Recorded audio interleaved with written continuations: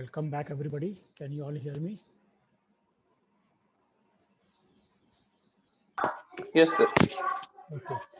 So there was a question which was asked by Aishwarya that was about cyclic electron transfer, isn't it? And the answer which I gave was not actually very precise or not to the point really. So I would again like to answer your question. Are you there, Aishwarya? Yes, sir. Okay. So what happens here is the electron, okay, yeah, it should actually go from cytochrome B6F complex here, from the photosystem 2 to cytochrome B6F complex, okay, and then the plastocyanin molecule would carry it to photosystem 1, ideally, normally, okay, and then from photosystem 1, the electron would go through ferredoxin to NADP, and then the reducing power NADPH should be generated. Okay, but if NADPH is already there in a large supply, okay, and ATP is limiting, that is we want more ATP to synthesis to take place, then what happens is the electron, instead of going from this photosystem 2 to ferredoxin, it will come back to cytochrome B6F complex. Okay, electron comes back here directly, and from cytochrome B6F complex again it will go to plastocyanin to photosystem 1, photosystem 1 to ferredoxin. Okay, so in the process what is happening is the electron is cycling here from ferredoxin to cytochrome B6F to plastocyanin. Okay, this circle or this cycle will continue, and with this cycle what is happening is cytochrome B6F is already is, as you know, a proton pump. Okay, so while the electrons are being transferred in this cycle, the protons are pumped inside the lumen of the thylakoid. Okay, and therefore because of these protons the ATP synthesis will take place. Is it clear now? Yes, sir. Okay, so you wanted me to explain from this diagram, isn't it? Or from this diagram itself? Yes, sir. Yeah, so now I hope it is clear to you.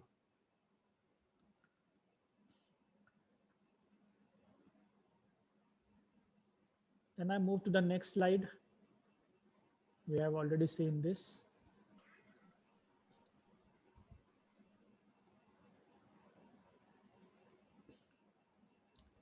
Okay, I was telling you about this. The ATP synthase in the mitochondrion is actually in a reverse orientation with respect to the projection. Okay, so it is projecting inside the mitochondrial matrix here. Okay, this is the mitochondrial membrane, right? And this is the space between the inner membrane and the space between the inner membrane and outer membrane. Okay, now in this particular case, in the thylakoid, the ATP synthase is actually projected outside the thylakoid, or it is into the chloroplast. This is within the chloroplast, okay, but outside of the thylakoid sac. Are you getting it? In the case of bacteria, of course, this is the bacterial membrane, okay, and here the ATP synthase is actually projecting inside the cytoplasm of bacteria. Is it right? Okay, so what is happening is the proton gradient is happening here inside the thylakoid lumen. We have already seen here that the water splitting complex is within the thylakoid sac. Okay, so protons are actually the proton gradient is generated here. Okay, and the protons will come out from the ATP synthase like this, from the thylakoid into the stroma of the chloroplast. And because of this movement of the protons under pressure, this ATP synthase is able to use up that energy of the protons to convert ADP into ATP. Okay.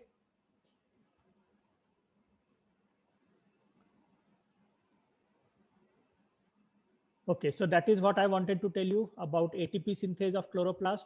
More detailed study, of course, we are going to see. We are going to do that when we proceed to the next unit on aerobic respiration. Right? Then one interesting thing is there, that is what has been observed is that chloroplasts have their own DNA molecule. Okay, chloroplasts have their own DNA. I think you might have studied it somewhere in genetics or somewhere. Okay, what is that called? Maternal inheritance, is it? Is it right word? Okay, when plant cells divide, okay, the chloroplasts also divide. And when chloroplasts divide their own DNA, okay, chloroplast DNA itself also divides. Okay, not only that, but the chloroplast also have their own protein synthesizing machinery. Okay, is it clear to everybody? Yes, sir. Okay, Yes. that Yes, sir. not only there is the DNA, but this DNA is actually functional DNA.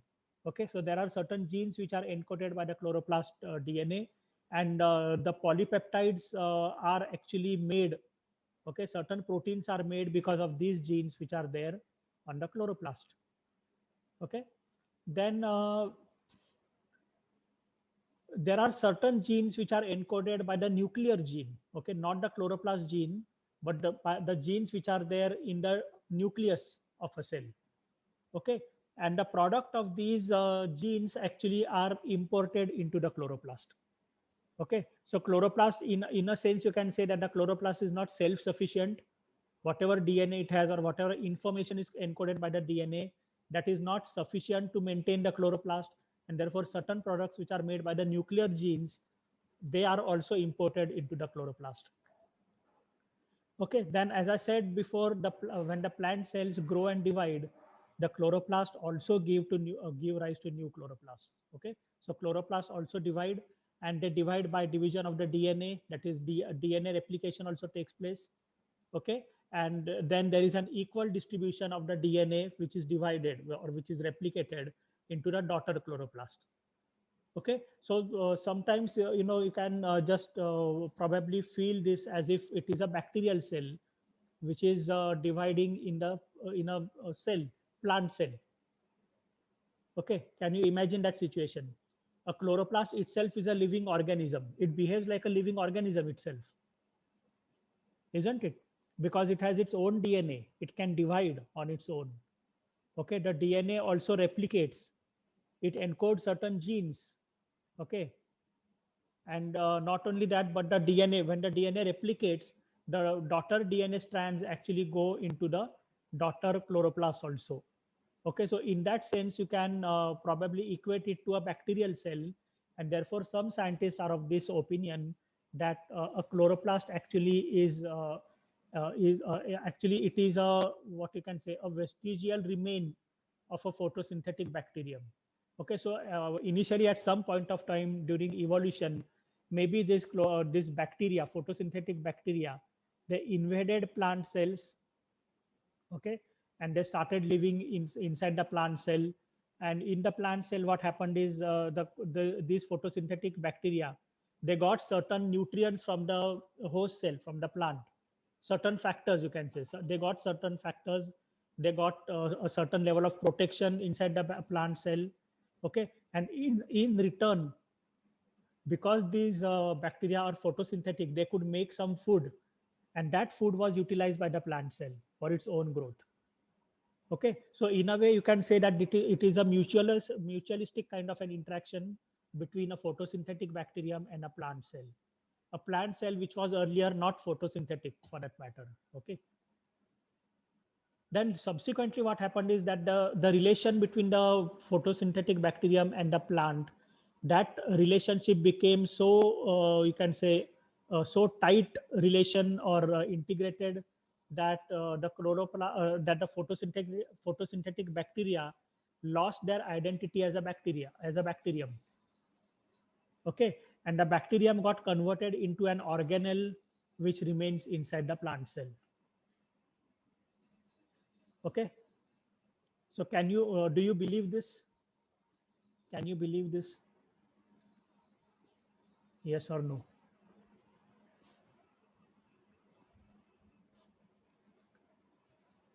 Hello, nobody is talking, nobody is speaking.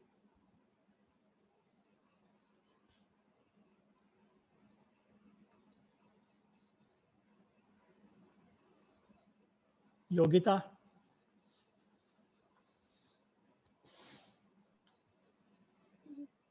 Yes, can you hear me? Did you listen to me?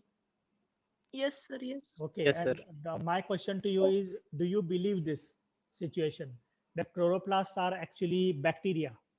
Okay, rather they were bacteria and bacteria got converted or they evolved into chloroplasts.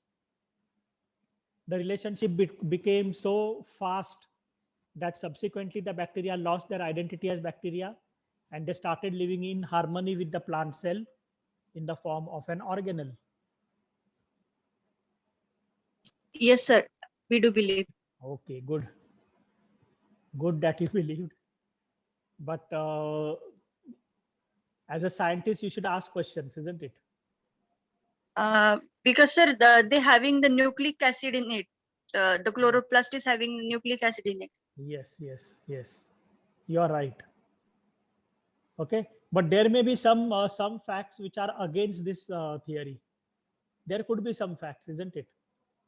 So whenever you get some free time or something, then you can just try to think on these lines that what are the evidences against this particular this belief that chloroplasts are photosynthetic bacteria. Okay, try to get some evidences which are against this particular theory. Okay. Yeah, then there is one more interesting thing, and that is, do bacteria have modified membranes for photosynthesis? And the answer is yes, because the plasma membrane of certain photosynthetic bacteria, okay, for example, I have shown here prochloron. Okay, this is a purple bacterium, and in this particular case the bacterial membrane is so much, you can see here it is a very thick membrane. Okay, in fact there are infoldings like the you have seen the structure of mitochondria.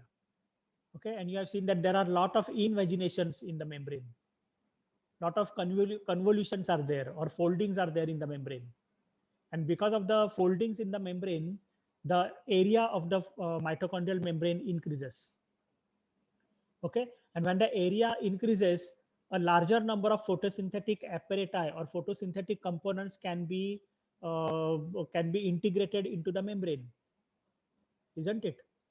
The size of the membrane becomes large because of the infoldings, and therefore larger number of photosynthetic components can be integrated, and therefore sorry, I'm talking about mitochondria, that is not photosynthesis, but that is aerobic respiration. So whatever machinery is required for aerobic respiration, that is there in plenty in the mitochondrial membranes. Okay, and that is why we call it as the storehouse of the cell, a powerhouse of the cell, isn't it? So similarly, in these bacteria, the membranes are very thick and they have a lot of infoldings, and the infoldings actually increase the surface area of the membranes. And because there is an increased surface area, the photosynthetic components are there in a large number, and that is how the organisms are able to carry out photosynthesis. Right? In the green sulfur bacteria, there are some other features. For example, there are chlorosomes. These are special organelles which are called chlorosomes, and these chlorosomes are attached to the membranes of the green bacteria. Okay, green sulfur bacteria.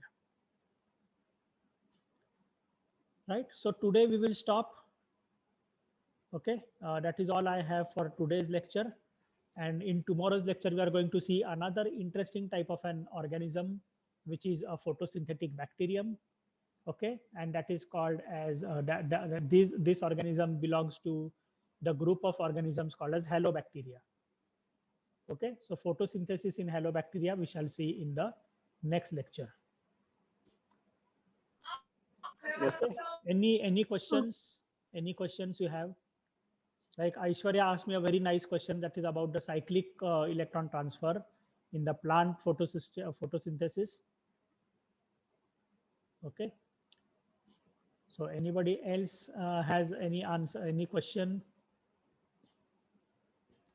Okay, before we end the meeting, I have one very, very important announcement to make. In the WhatsApp group, you might have received one message about the feedback. Have you all seen that message? Yes, sir. Okay. yes, sir. So it is a compulsory task which every student has to do it. Okay, so you are supposed to open that Google form.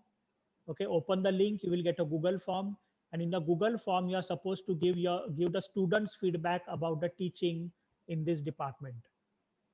Okay, so whoever teachers have taught you any subject, then for those teachers, based upon the various criteria that are given in the form, you are supposed to evaluate the teachers teaching, okay, or evaluate your own experience about the teaching in the department, and then submit the form before Saturday evening. Okay, I think they have given the time of 5 o'clock Saturday, 5 p.m. Is it right? Yes, yes. Okay. Yes. So all of you Okay, will sir. positively give the form. Not only that, but I will also advise you to carefully read all the questions on that feedback form. Okay, don't answer haphazardly. Don't answer without thinking. Okay, give justice to the teachers. Okay, whoever has taught you, whether the teaching was good or not good or fair, whatever you want to say, be very clear, be very confident. Okay, and do not be afraid of anything. If I have not taught you properly, then you can clearly say that Petkar sir has not taught me properly. Okay, there is nothing to worry. We are not going to do anything bad to you, or we are not going to cut away your marks or something. Okay, because this particular exercise is to improve the quality of teaching in the institute. Is it okay? Okay, sir. Okay, this is to improve the quality of teaching, and it is for your own good. Okay, so whatever you want to say, you say it clearly, boldly. Okay, and I don't know whether they have given any extra paragraph, any extra space for you to write something on your own. Okay, just look at that form carefully. If there is any space provided to you to write your own write on your own, then you can give your feedback in your own words also. Okay, for example, if you need some improvement in the teaching, if you want some since you're not coming here physically in the department, and therefore you do not know what facilities are there or what facilities are not there in the department. Okay, so probably right now it will not be correct to comment anything like that. Okay, about the facilities available in the department, because you're sitting in your home and listening to the lectures, isn't it? But otherwise, if there is anything you want to say about the teaching quality, okay, and content of the teaching, then you can give your evaluation accordingly, right? Okay, sir. Yeah, Okay. so let us end the Oh. meeting now. If anybody has to say something, if you have any doubts about the feedback form, you can ask me in the next lecture. Okay, Okay, sir. okay, get your doubts clarified, and only then you can start filling the feedback form.